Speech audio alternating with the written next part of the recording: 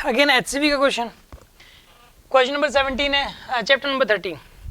ये वाला क्वेश्चन भी एक अच्छा क्वेश्चन है और मैं गारंटी के साथ कह सकता हूँ कि मतलब नेट पे कई जगह ये गलत दे रखा है, मतलब कई जगह लगभग दे रखा है, गलत ही दे रखा है, सॉल्यूशन ही गलत है। ठीक है ना, वो स्टूडेंट के मन में कंफ्यूजन बस क्रिएट हो जाता है। मैं आपको प्रॉपरली समझा रहा हूँ और क्या मिस्टेक है, मतलब और ये अब सही क्या है प्रॉपरली मैं आपको बता रहा हूँ इसके अंदर। ठीक है, a non conducting sheet of large surface area and thickness d contains uniform charge distribution of density rho.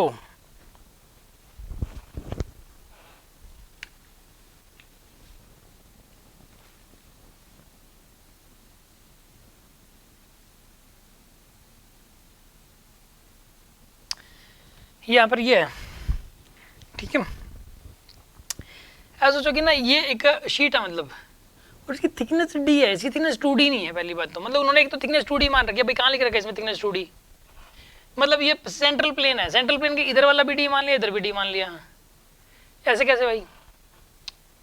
Thickness तो इसकी मतलब जो है डी है टोटल, इसने लिख रखा है सब सब। ये नॉन कंडक्टिंग शीट है of large surface area and thickness D, thickness तो डी है उसकी, और एक सेंट्रल प्लेन अभी बात करेगा सेंट्रल प्लेन की, तो ये d/2 है यहाँ पे, और ये भी कितना बताइए d/2, पहली चीज तो ये। ठीक है, contains uniform charge distribution of density rho, इसके अंदर चार्ज फैला हुआ है। ठीक है, चार्ज डेंसिटी इसमें रो है।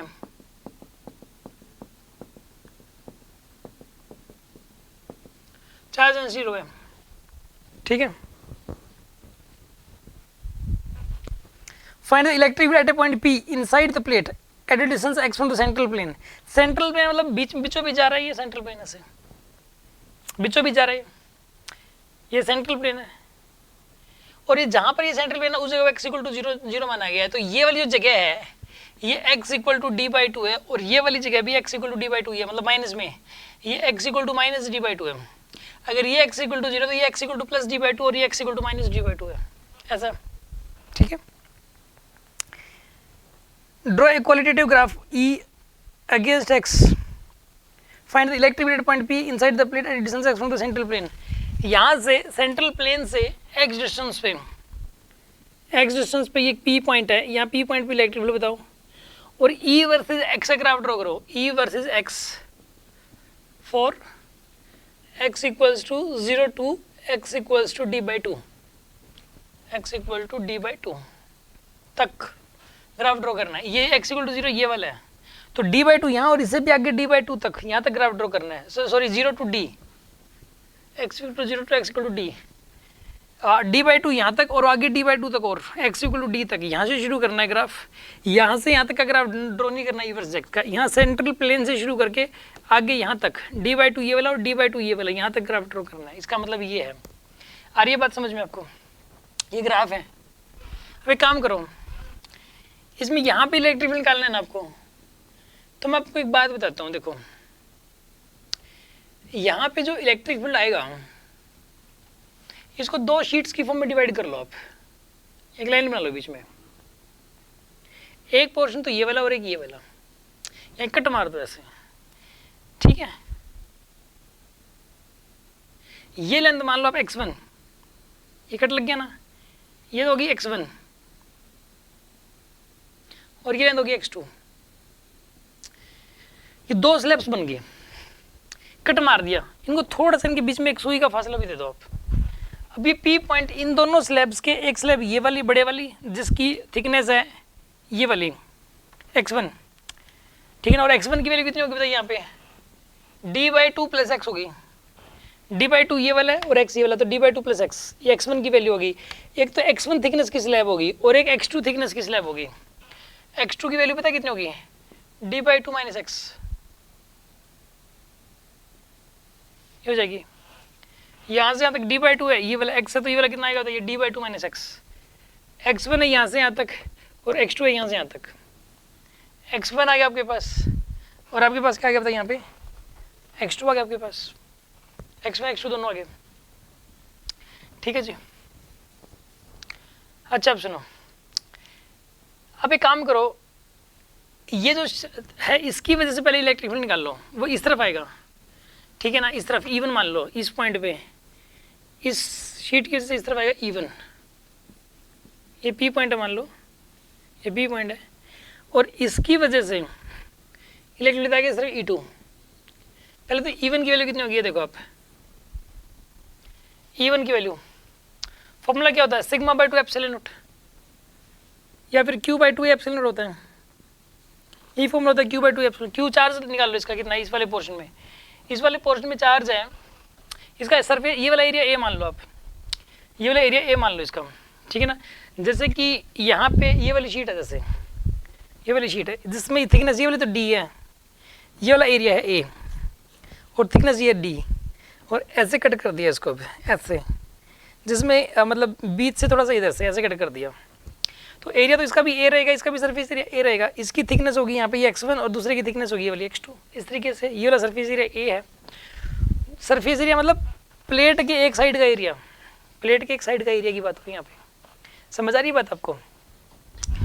अब सुनो, आप यहाँ पे इसका एरिया A है, थिकनेस है इसकी ये वाली x1, तो वॉल्यूम कितना हो जाएगा, देखो डेंसिटी इनटू वॉल्यूम, चार्ज निकालने के लिए डेंसिटी इनटू वॉल्यूम करते हैं, डेंसिटी रखी रो, वॉल्यूम कितना दे रखा है इसका A इंटू x1 है D बाई 2 प्लस x, ये दे रखा है आपको, अपॉन में 2 A एप्सिलॉन नॉट। तो आपके पास आएगा निकल के ये A से कैंसिल, तो ये आपके पास आ जाएगा रो इंटू में D बाई 2 प्लस में rho into x divided by 2 epsilon naught, ये आ जाएगा आपके पास निकल के, A से कैंसिल हो गया, ठीक है।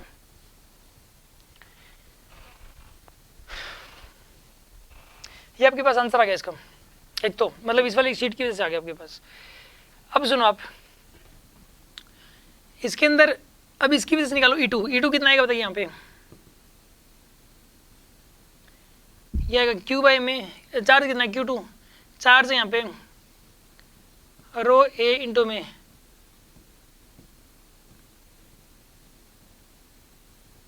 ये आ जाएगा आपके पास, A से कैंसिल हो गया, ठीक है ना। ये आपके पास आएगा रो इंटू में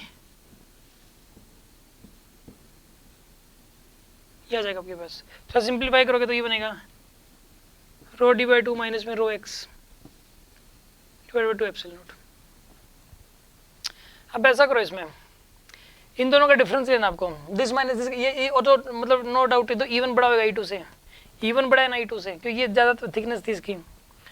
तो आप ई नेट निकालने के लिए दिस माइनस दिस करोगे ना, ई नेट, देखो ई नेट यहाँ निकाल के दिखा दे रहा हूँ कोने में, ई नेट आप लिखो, इसमें लिखोगे रो डी बाई में ये हो जाएगा 4 एप्सिलॉन नॉट प्लस में rho x by 2 epsilon naught, अब माइनस में ये वाला rho D by 4 epsilon naught, ये फिर ये मतलब जो है ना ये माइनस ही यहाँ पे, तो rho x by 2 epsilon naught ये आ गया।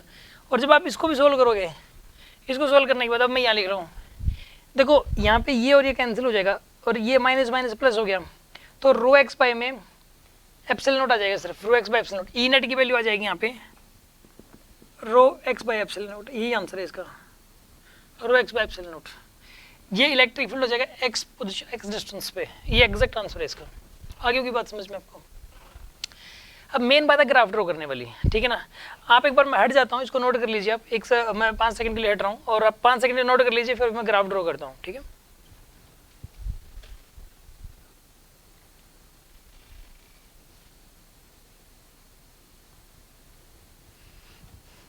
हाँ जी, आपने इसको नोट कर लिया होगा। अगर नोट नहीं किया ना तो थोड़ा सा बैक करो वीडियो को और इसका स्नैपशॉट ले लो, ठीक है ना, स्क्रीनशॉट ले लो आप, इसका रोक दो या फिर रोक के फिर नोट कर लो आप इसको। अब सुनो, अब इसे ग्राफ ड्रॉ करना है।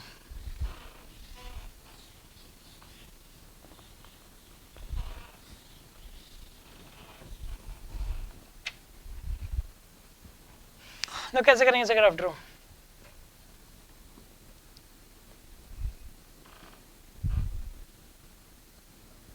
देखिए आप पहले x इक्वल टू 0 से लेके x equal to d by 2 तक ये वेरिएशन कुछ इसी तरीके से हो रहा है, इस तरीके से होगा वेरिएशन। ये इसका जो देखो डायरेक्टली प्रोपोर्शनल टू एक्स है, रो और एप्सिलॉन तो कांस्टेंट है, तो E net is directly proportional to x, तो ग्राफ ऐसा बनेगा इसका, ऐसा यहाँ पे आएगा d/2, ठीक है ना, और यहाँ पर आएगा फिर ये रो d/2 पुट कर दो x की जगह, क्योंकि डायरेक्टली प्रोपोर्शनल है, E net is directly proportional to x, का ग्राफ इस तरीके से बनेगा, डायरेक्टली प्रोपोर्शनल टू एक्स होगा ये वाला, ठीक है। अब उसके बाद यहाँ से आगे क्या होगा, यहाँ से आगे ना यूनिफॉर्म रहेगा, क्योंकि शीट ही आकर इनफाइनाइट शीट की वजह से यूनिफॉर्म होता है। पता आपको प्लेन से लेके यहाँ तक तो इसलिए बढ़ रहा था क्योंकि इसके अंदर जो चार्ज इंक्लूडेड था वो बढ़ रहा था, इसके बाद तो यूनिफॉर्म रहेगा ना यार, कांस्टेंट रहता है, कांस्टेंट नहीं रहता क्या शीट के बाहर, फिर तो कोई चार्ज आना तो बंद हो गया, कांस्टेंट रहेगा उसके बाद तो यहाँ से आगे डी तक ये कांस्टेंट रहेगा, ऐसे यूनिफॉर्म शीट की वजह से ग्राफ है, इससे ही आता है उसका E versus R graph, E versus X graph, जिसमें ये x इक्वल d/2 है और ये x इक्वल टू डी है, ठीक है। इसने x equal to minus d/2 से लेके प्लस d/2 तक नहीं पूछा था, माइनस d/2 से प्लस d/2 तक पूछा तो सीधा स्ट्रेट ही आता फिर ये, ठीक है ना, इसी तरीके से जाता है यहाँ पर ये। यहाँ से ये एक्चुअल में इसने पूछा कहाँ से कहाँ तक था, पूछा था इसने यहाँ से शुरू कर, प्लेन से शुरू किया इसने, मिडिल प्लेन से यहाँ तक पूछा इसने। हाँ जी, आपको बात समझ में आई होगी इसके अंदर, हाँ जी, कोई डाउट है? और वैसे भी ना अगर यहाँ से यहाँ तक पूछता तो ऐसे नहीं जाता ये, ऐसे नहीं जाता ये, यहाँ से यहाँ तक अगर इसको ये कहता कि x equal to minus d/2 से लेके प्लस d/2 तक ग्राफ ड्रॉ करो, देखो मैं करके दिखाता हूँ, अगर ये कहता तो मैं ऐसा करता हूँ, इसमें इसको ग्राफ ड्रॉ करने के लिए चलो यही करते हैं, ऐसे किया, यहाँ पर electric field E versus x minus d/2, ये x इक्वल टू 0 हो गया, ये तो क्या माइनस d/2 और ये हो गया प्लस d/2, ठीक है। यहाँ से यहाँ तक ग्राफ ड्रॉ करना, यहाँ पे तो इलेक्ट्रिक फील्ड उतना ही है जो यहाँ पे है, बस डायरेक्शन अलग है, यहाँ पे इलेक्ट्रिक फील्ड इस तरफ है बस, और इस पॉइंट पे इलेक्ट्रिक फील्ड इस तरफ है, सेम है, इतना ही आएगा, रो d/2 एप्सिलॉन नॉट, इतना ही आएगा, ये इस डायरेक्शन में है बस। तो अगर ये इस डायरेक्शन में तो इस डायरेक्शन में नीचे दिखा दो आप, इलेक्ट्रिक फील्ड को नीचे दिखा दिया, और यहाँ पे भी उतना ही है, मतलब रो d/2 एप्सिलॉन नॉट, ये ऊपर दिखा दो आप इसके अंदर, ऐसे यहाँ ऊपर दिखा दिया, ठीक है ना, और यहाँ पे 0 होगा क्योंकि ठीक आधी प्लेट इधर आधी प्लेट इधर है, ये वाली d/2 इधर है, d/2 तो बीच में तो 0 हो जाएगा, तो यानी कि ये ग्राफ ऐसे बनेगा इसमें, लाइक दिस, माइनस d/2 से लेके प्लस d/2 तक तो ऐसा ग्राफ बनेगा, और ये कहते हैं माइनस d/2 से शुरू करके d तक बनाओ, तो ये तो ऐसे बनेगा, फिर बाद में स्ट्रेट भी कर देना, आगे तो ये कितना भी कहते हैं, इससे आगे तो चाहे इन्फिनिटी तक कहते हैं, वो स्ट्रेट रहेगा। आ रही है ना बात समझ में आपको, नोट कर लीजिए आप इसे।